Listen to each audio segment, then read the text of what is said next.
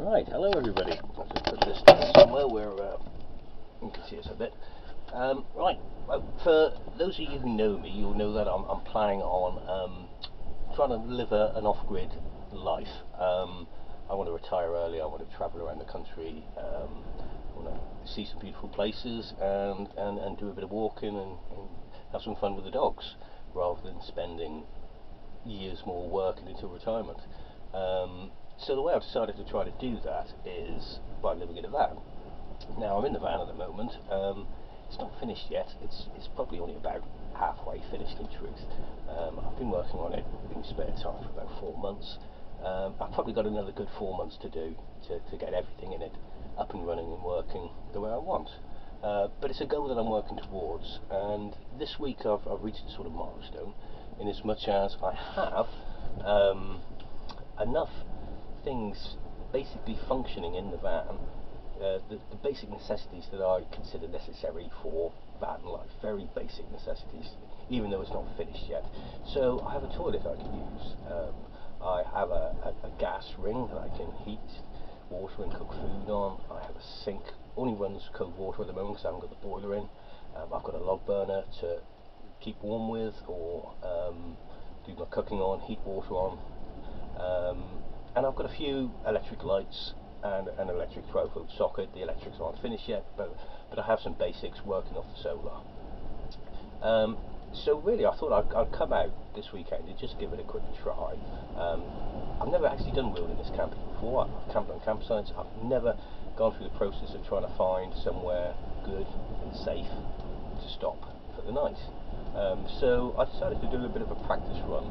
In fact, as I'm working on the van, the plan is to try to do this as often as I can, perhaps every other weekend, just get a bit of practice at it, and get familiar with it. And I've got dogs with me, so they need to get familiar with the van as well. So this video really is just about how do I decide where to go, how do I decide where to stop the night. So this is really the process that I've used. Now, as for a trial run, I've come to somewhere near home, but somewhere that I don't know. It's in the Peak District. I've done walking before in the Peak District, but never this area of the Peak District. So I thought it'd be good to come here, have a bit of explore, and try to find somewhere to camp.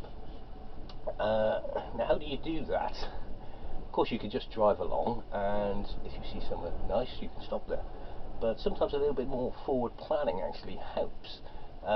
So what I did was I went on a website where people who do wilderness camping and camp plans recommend certain sites.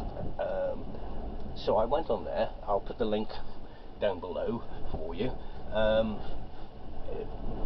And I zoomed in on the map to the area of the Peak District I wanted to stay, and there were 2 recommendations there. So the next step was really to go on Google, because the thing with the recommendations on the website is you don't always get much information about them. Sometimes they're just coordinates, so you don't really perhaps know what to expect. Somebody's obviously stayed there and been happy, but is it the right one for you? You don't know. So go on Google Earth, because Google Earth is just a fantastic thing. You can really zoom in and look around and get an idea of what's around the place. Is it going to be good for you or not? And if you're lucky, you might get street view as well. Now, street view, you can actually go straight in and have a 360 panoramic view of the area, so you can look around as if you were standing there and see what's around the place. So I've done that with both of these recommendations from the website. One of them looked quite good, the one I'm at now, and I thought, yeah, I'll give that a try. The other one wasn't really for me because it was too near a main road. I didn't like the idea of that with the dogs. I want to be able to let the dogs out when they need a toilet or whatever. So I need somewhere a bit different, somewhere a bit more secluded. So that was 2 I found. Now, while I was on Google Earth, I had a bit more of a look around, and I saw a couple more places that might be suitable. A couple of car parks, forestry commission car parks nearby. Whether you could actually park there overnight, I don't know yet. I will have a little visit there tomorrow and just see what the situation is. But yeah, basically right away there was 4 places I sort of found quite easily.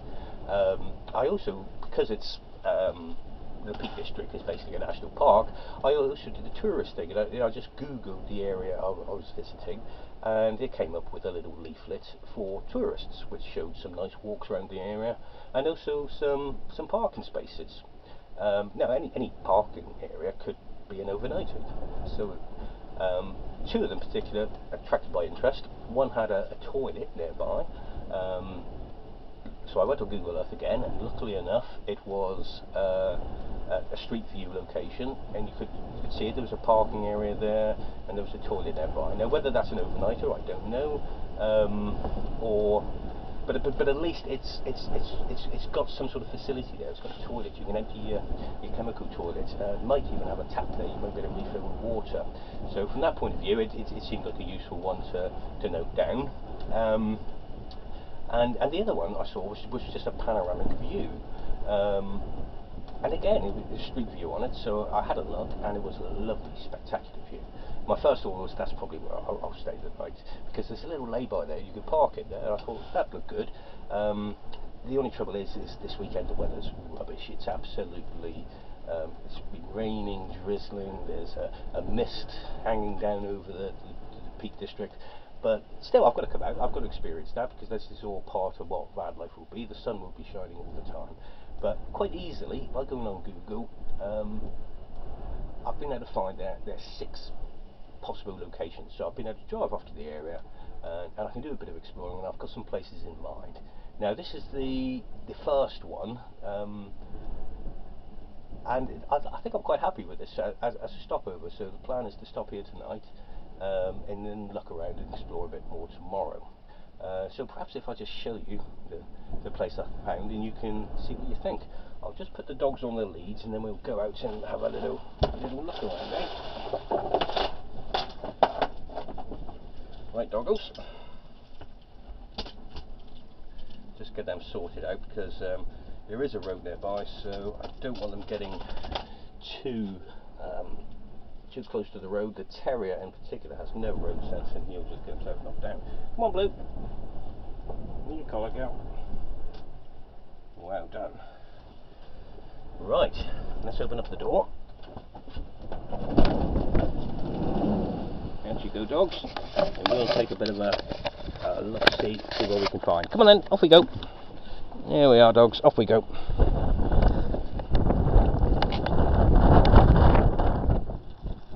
Right, well, as you can see, it's quite a big car parking area. You can get several vehicles here. There's a lovely little lake area, a little pond.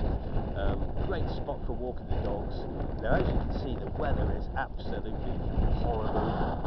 It's drizzly. It's been raining. That's the road up there. It's not a busy road, but there is a little bit of traffic. It's quite secluded by these trees.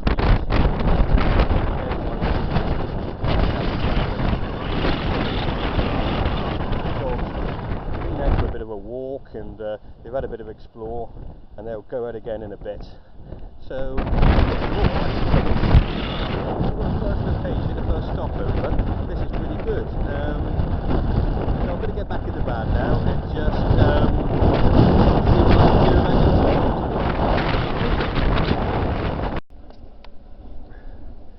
can do. Right, here we go then. Got a log burner going, and a bit of a soup on, a nice healthy vegetable soup starting to heat up there. That's my tea for tonight, with a bit of bread.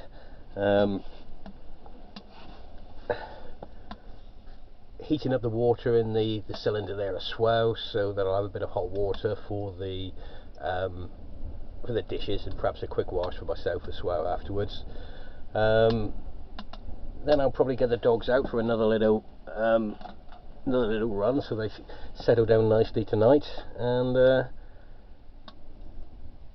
really just a bit of whatever I could do to entertain myself in the evening. Haven't got a telly yet, so it's really only the laptop that I've got with me that I could use, and here we go. And I've got a bit of music on there, some books to read, some films to watch if I want to, and I've even brought my violin, which I'm trying to learn the violin, so I brought that with me. I might even have a little play at that later. So yeah, everything's peaceful. It's a lovely little spot here. The weather's rubbish, but you've got to live with that, haven't you? It's okay, so I'll catch you later. Right, back again. Hope you can hear me. Hope the wind's not too strong. As you can see, the chimney's blown away nicely. That's another reason why I don't want to be parking too close to roads, really. A lovely little spot. The clouds spoil it a bit, but you know, got to take it all together, haven't you? You can't pick and choose the weather. So my soup's nearly done. So it's time. And the doggos just went off for a bit of a wander, stretched their legs. Not going too far. I want to keep in sight of the van because the log burner's still going, although it's burning down now. It's a bit warm with this weather, to be honest, to have a log burner in there, but you know, it serves its purpose. It's heated some water for me, it's cooked me tea, and this is the main thing. During the winter, I'm sure I'll be very glad of it. Come on, Mr. Red, you've always got to mark every spot, haven't you? This is the Peak District. This is typical, really, of the Peak District. It's a beautiful place, but it could also be quite a stark place as well. Lovely bit of moorland, though. The ferns and the heather.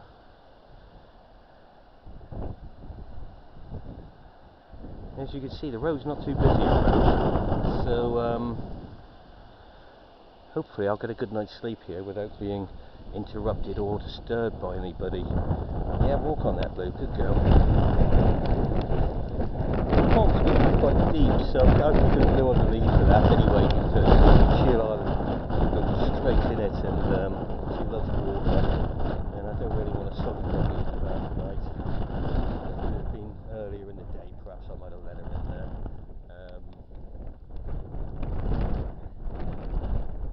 But she takes a bit of drying out when she goes swimming.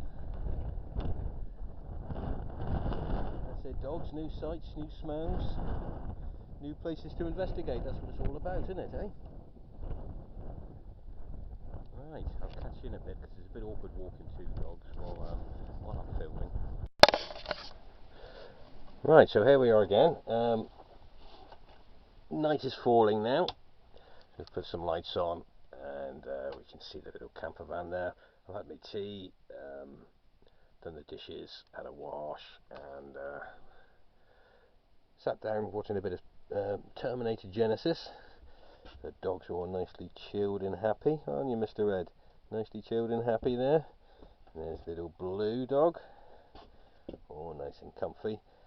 And outside now, the weather's starting to improve a bit. Still quite windy, but it's looking quite a nice little evening out there now. We'll get the dogs out in a bit again, just have a little bit of a bimble around before we put them to bed. I might even have a nice glass of wine just before bedtime as well, just to chill out. Excellent.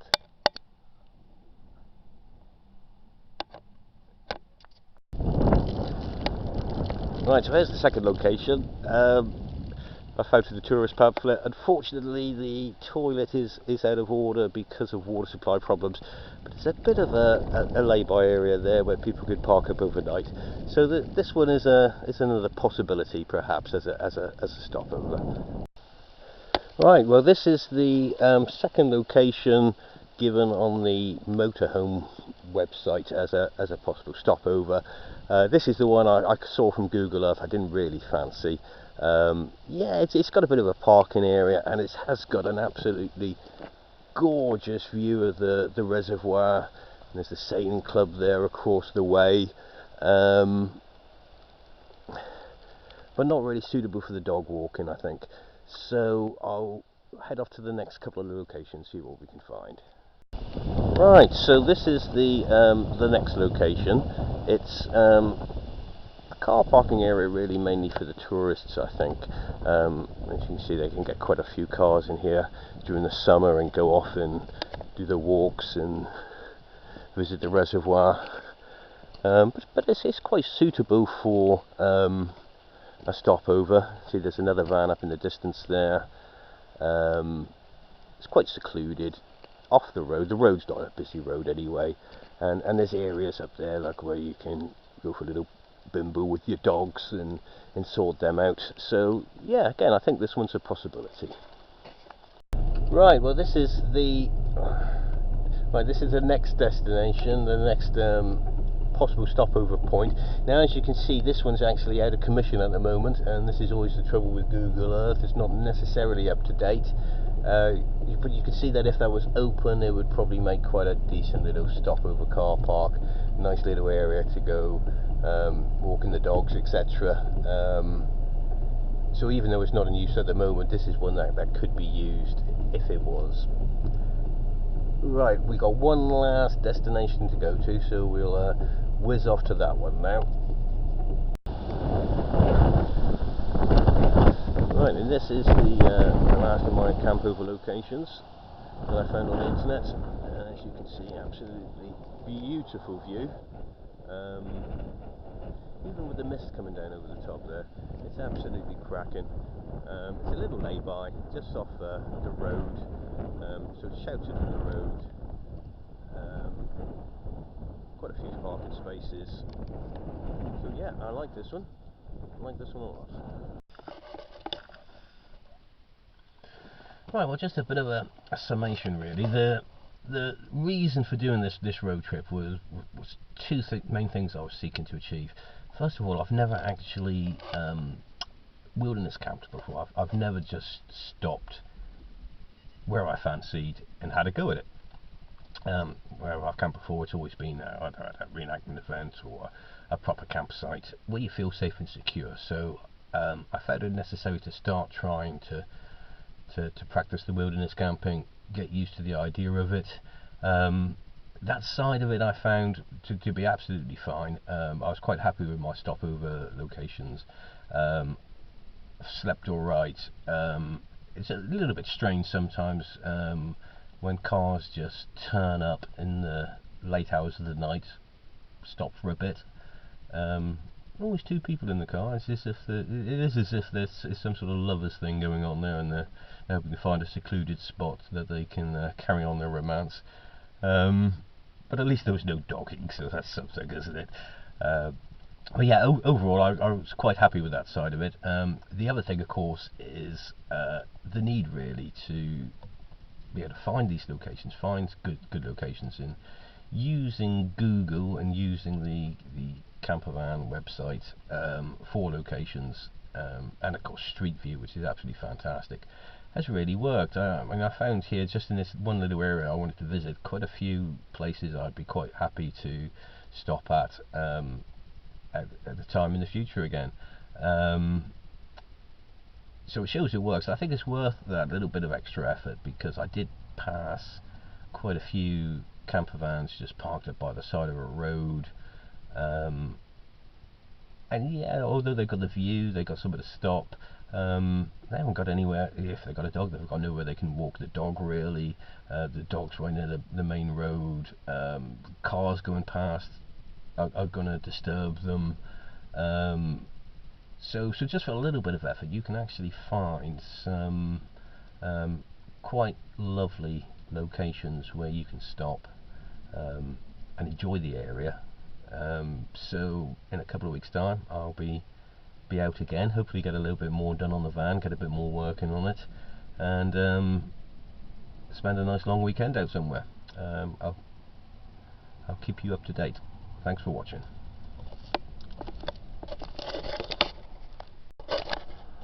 Right, here we go again. Final stage to the little video really. Now I found these locations, the thing to do obviously is to record them, put them in a book, make some little notes about them, how secluded they were, what's it like for dog walking, any facilities nearby, etc, etc. Now this was recommended to me by a chap called Bry, who has his own YouTube channel, which I'll stick down below in just above the comment section for you to look at. If you've not watched it, you really recommend you go and have a look at.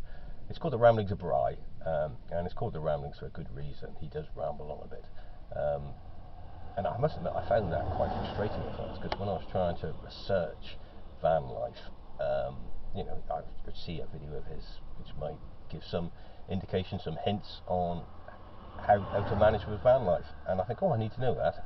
So I'd watch the video, and he would ramble on and on and on, and eventually he would get to the little detail bit that I was after. But then after a while, I sort of actually got to listening to him, and I quite liked his ramblings. That weren't worth the effort. He's a guy that lives in a van full time and goes around, does a bit of artwork just to fund it, and has a fantastic lifestyle, really. So yeah, check out Ramblings of Bry, and check back with me soon. Thank you.